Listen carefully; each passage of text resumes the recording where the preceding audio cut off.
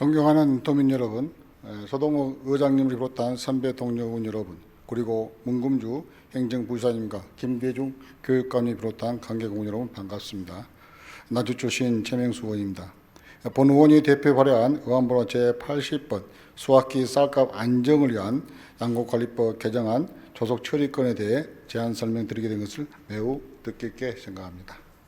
45년 만에 쌀값 최대폭 하락으로 신곡 수확을 앞둔 농민들의 생존권이 심각하게 위협받게 됨에 따라 국회 농림축산식품부, 해양수산위원회 의원, 전라남도 및 전라남도 의회, 또 농민단체와 단위농협 등에서 계속해서 근본적인 대책 마련을 촉구하고 있습니다. 정부는 늦장 대응과 미온적 태도를 보이고 있어 수확기 쌀값 안정을 위한 특단의 대책 마련을 촉구하고자 한 것입니다. 지난해에 이어 올해 벼농사도 풍년이 예상되고 있지만 쌀값 폭락과 재고로 풍년이 농민들에게 아픔이자 고통이 돼가고 있는 현실이 되었습니다. 안 오른 물가가 없는데 유독 쌀값만 폭락을 거듭하고 있습니다.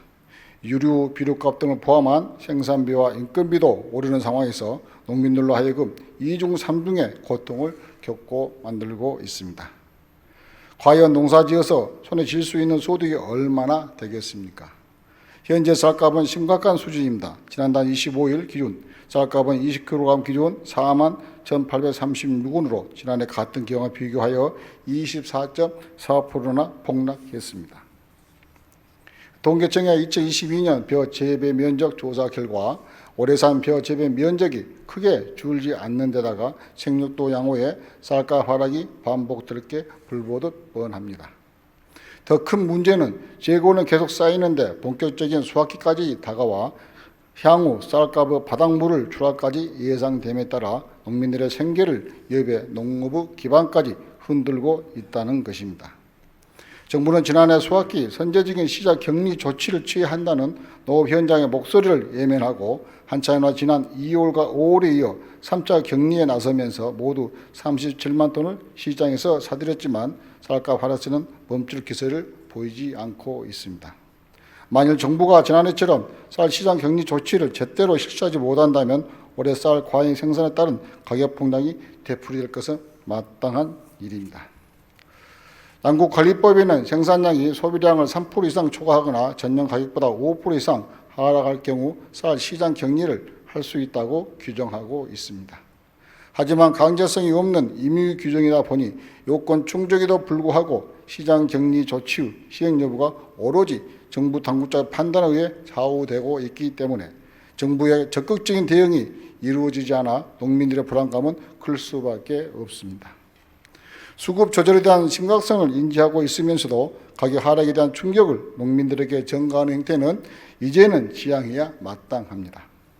지금이라도 적정한 시기 수급 조절 정책이 필요하며 가격 하락에 선제적인 대응으로 다시는 이와 같은 일이 반복되지 않기 위해 양곡관리법을 시급히 개정해 시장 격리 요건을 충족하면 즉시 시행토록 의무화해야 됩니다.